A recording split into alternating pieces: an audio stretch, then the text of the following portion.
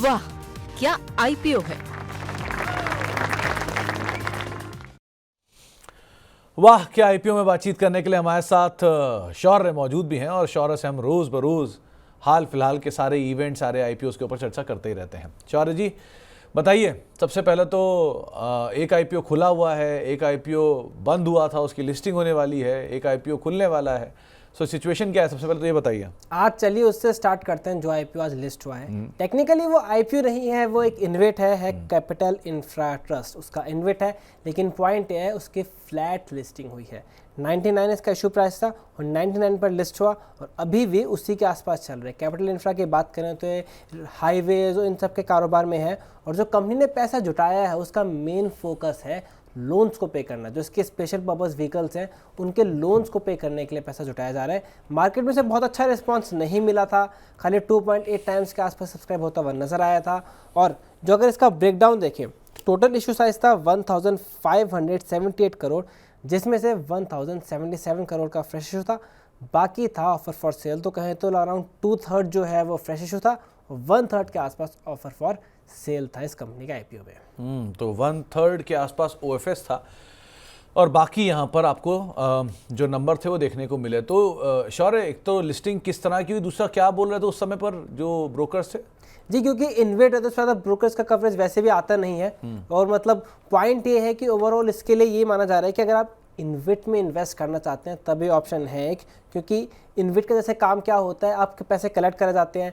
अब सेल्स एक टाइप का म्यूचुअल फंड बोल सकते हैं, क्योंकि इसमें जो आपने पैसा लगाया है वो एक स्पेसिफिक काम में यूज़ होता है। जो इनके स्पेशल पर्पस व्हीकल है उन्हें आगे फिर ऑर्डर मिलते हैं, वो जब ऑर्डर से पैसा कमाएंगे जाके या हाईवे बनाने में या फिर हाईवेज को मेंटेन करने में, उसके बाद जो पैसा मिलेगा उन कंपनियों को वो फिर डिविडेंड्स के तौर पे दोबारा से शेयर होल्डर्स को मिलता है। तो ये है बेसिक मॉडल जिस पे इन्वेट काम करता है। अगर आप एक तरह से कहें तो डाइवर्सिफाई करना है तो आप इन्वेट को देख सकते हैं इसके ऊपर, क्योंकि अगर ब्रोकरेज की कवरेज नहीं है तो आप अपने फाइनेंशियल एडवाइजर से डिस्कस करके इसे बना सकते हैं। लेकिन ये एक तरीका है, एक एडिशनल, जिससे अगर आपको लगता है कि इंडिया की इंफ्रास्ट्रक्चर मूवमेंट आ रहा है तो उसमें प्ले करने का एक डाइवर्सिफाइड ऑप्शन आपके लिए क्रिएट हो जाता है।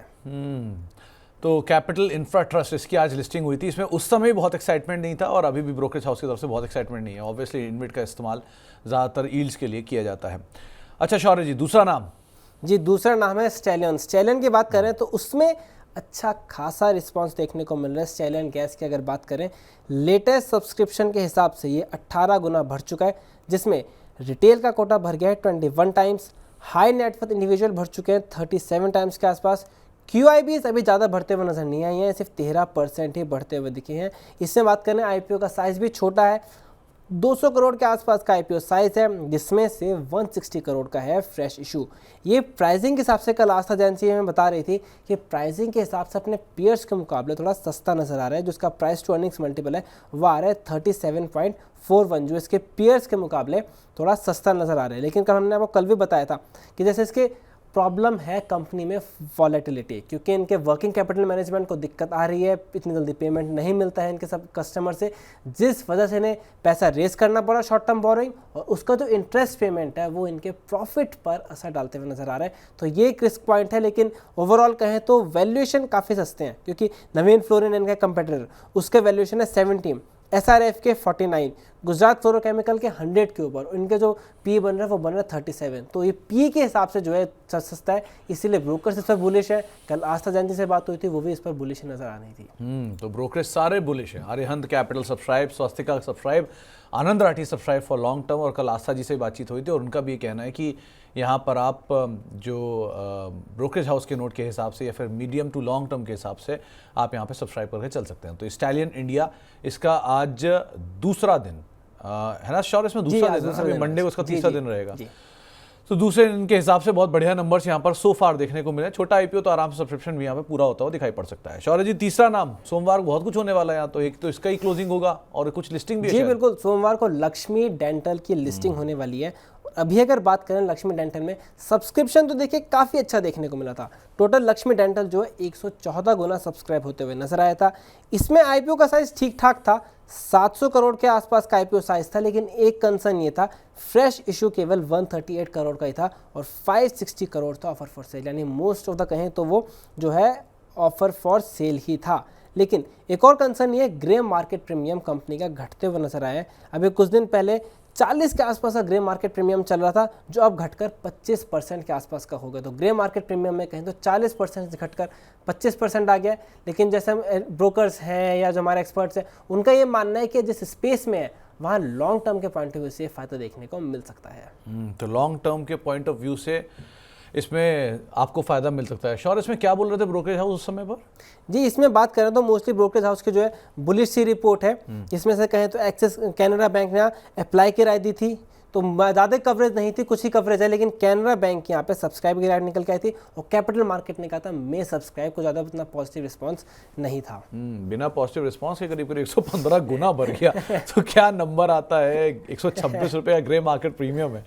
सो क्या ही आंकड़ा आएगा लिस्ट होकर मंडे को, तो ये तो इंपॉर्टेंट रहेगा। अरे शर्मा साहब, आप आईपीओ तो ट्रैक करते नहीं, ऑब्वियसली बात है, चार्ट भी एक ही दिन में क्या ही बनेगा, लेकिन अगर किसी को इन सब में बड़ा गेन आ रहा है, मतलब 40%, 30%, 50% ऐसे गेन आ रहा है, सो करना क्या चाहिए लॉजिकली?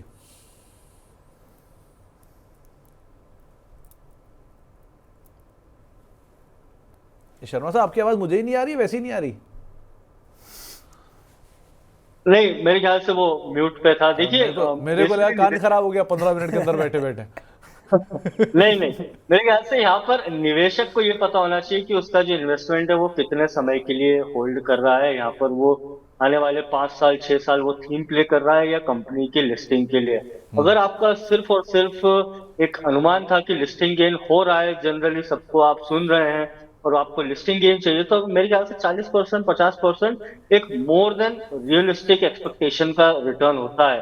अगर आप बड़ी इंडस्ट्री में जाए, म्यूचुअल फंड या हेज फंड इंडस्ट्री या पीएमएस, 15 से 20% का एक बहुत रियलिस्टिक एक्सपेक्टेशन मार्केट में बड़े निवेशक रखते हैं। तो आपको 20% के ऊपर जो भी मिलता है, मेरे ख्याल से आप उसको आप लक मान सकते हैं। अगर आपका नजरिया आने वाले कुछ सालों का भी है, तो ऐसे गेन्स पे आप 50% बुक करिए और बची हुई आप होल्ड कर सकते हैं। ये मेरा एक बहुत सिंपल सा लॉजिक है, और मेरे ख्याल से सिंपल लॉजिक मेरे ख्याल से सबसे ज्यादा ही प्ले आउट होना चाहिए सबके लिए। नहीं तो शर्मा साहब, एक चीज़ देखो ना, 8% एफडी मिलती थी, वो कम लगने लग गई। 13% या 10% बॉन्ड मिलने लग गया, वो कम लग गया। म्यूचुअल फंड में 12% मिलता है, वो भी अब कम लगता है। 15 मिड कैप देने लग गया, वो भी कम लगता है। अब 100% गेन मिल रहे हैं या 50% प्रीमियम पे लिस्ट हो रहा है आईपीओ, लगता है और मिल जाए। और की तो कोई सीमा ही नहीं है ना, तो जहाँ तक मिलता रहे लेते चलो वाला हाल है। लेकिन ठीक है, एक अच्छा गेन आ रहा है तो आप ज़रूर प्रॉफिट बुक करिए। प्रॉफिट ऑन टेबल से अच्छा प्रॉफिट इन अकाउंट होता है हर हाल में। सो टेबल में रखा पैसा वो पैसा नहीं होता जो आपके खाते में है, तो थोड़ा पैसा बुक करना भी ज़रूरी है, उसको भी ज़रूर ध्यान रखिएगा। चलिए शौर जी, बहुत बहुत शुक्रिया आज हमसे बातचीत करने के लिए इन तीनों आईपीओ पर। सोमवार को बड़ा एक्शन है, तो उस पर आपसे हम फिर बात करेंगे ही, लेकिन फिलहाल के लिए वहाँ जो हमारा खास सेगमेंट है वहाँ के आईपीओ, उसमें इतना ही। वाह, क्या आईपीओ है।